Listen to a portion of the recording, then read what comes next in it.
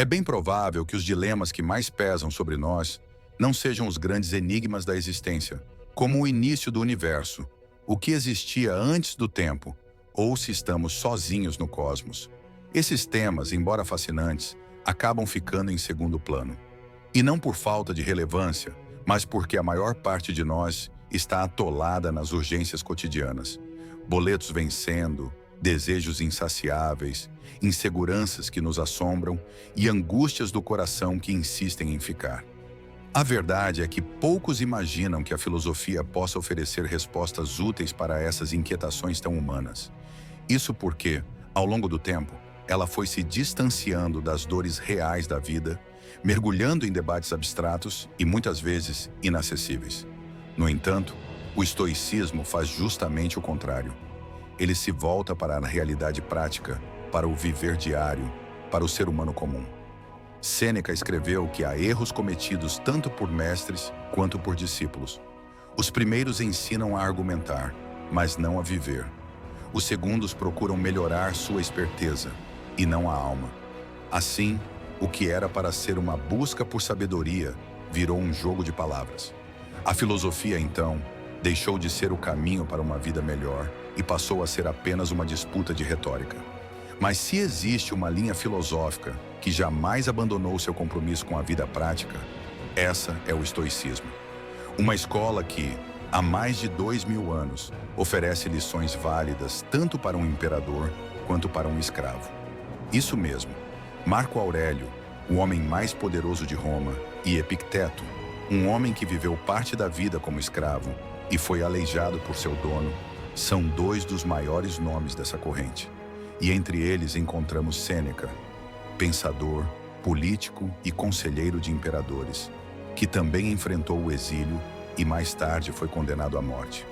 Esses três personagens viveram em realidades muito diferentes, mas enfrentaram dores que ainda nos são familiares. Responsabilidade excessiva, opressão, decadência, medo do fim. E foi justamente diante dessas adversidades que o estoicismo brilhou como uma filosofia de resistência e paz interior.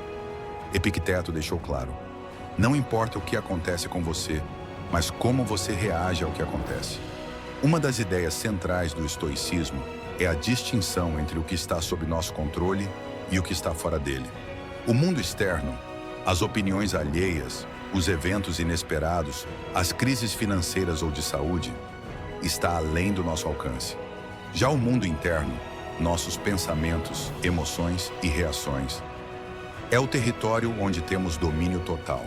Portanto, em vez de desperdiçar energia tentando moldar o que não depende de nós, os estoicos nos ensinam a investir naquilo que podemos transformar: nossa mente, nossas atitudes, nosso modo de ver o mundo.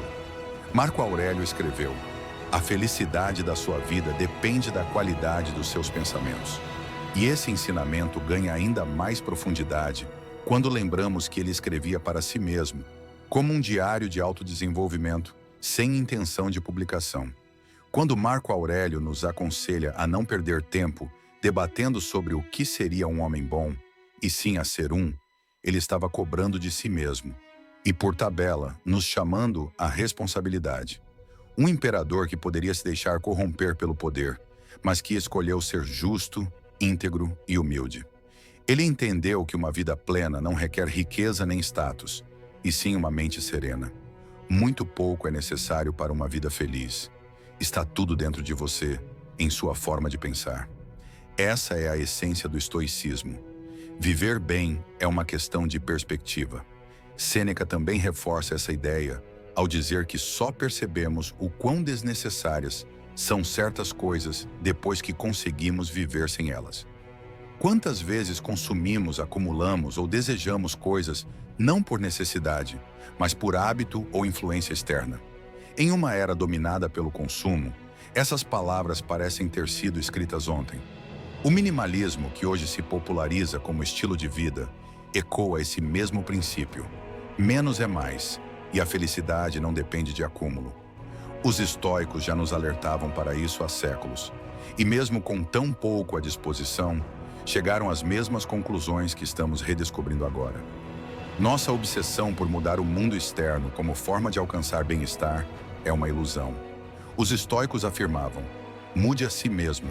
Sêneca resume: se você quer escapar daquilo que te incomoda, não precisa ir a outro lugar, mas sim se tornar outra pessoa. Afinal, onde quer que estejamos, levamos a nós mesmos. Mas seria mesmo possível encontrar paz, mesmo quando tudo ao redor está em ruínas? Para Epicteto, sim. Ele afirma que mesmo doente, em perigo ou à beira da morte, é possível ainda assim ser feliz. Essa frase teria pouco peso se viesse de alguém privilegiado. Mas Epicteto foi escravizado, sofreu agressões e viu a dor de perto. Ele não fala como teórico, mas como quem viveu o que pregava. Aliás, seu nome verdadeiro se perdeu. Epicteto significa apenas adquirido ou comprado. E é impressionante pensar que alguém, reduzido a uma posse humana, tenha nos legado uma das filosofias mais libertadoras já criadas. Sêneca dizia: às vezes apenas viver já é um ato de coragem. E é importante destacar que o estoicismo não ensina conformismo cego, nem passividade diante das injustiças. Pelo contrário, ele prega a ação ética.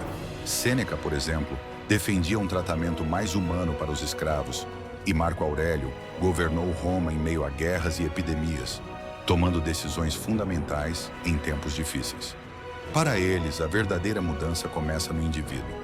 Por isso, cultivavam as 4 virtudes fundamentais: coragem, justiça, autocontrole e sabedoria. Marco Aurélio resume bem: se não for certo, não faça. Se não for verdade, não diga. Imagine como nossa vida poderia ser transformada se incorporássemos esses princípios: a serenidade diante da dor, a coragem frente ao desconhecido, o autocontrole nos momentos de tentação e a sabedoria para reconhecer nossos próprios limites. Mesmo que pareça inalcançável viver como um sábio estoico, isso não deveria nos desanimar. Epicteto mesmo disse: nunca vi um estoico perfeito, mas basta ser um em formação. O caminho já vale por si só.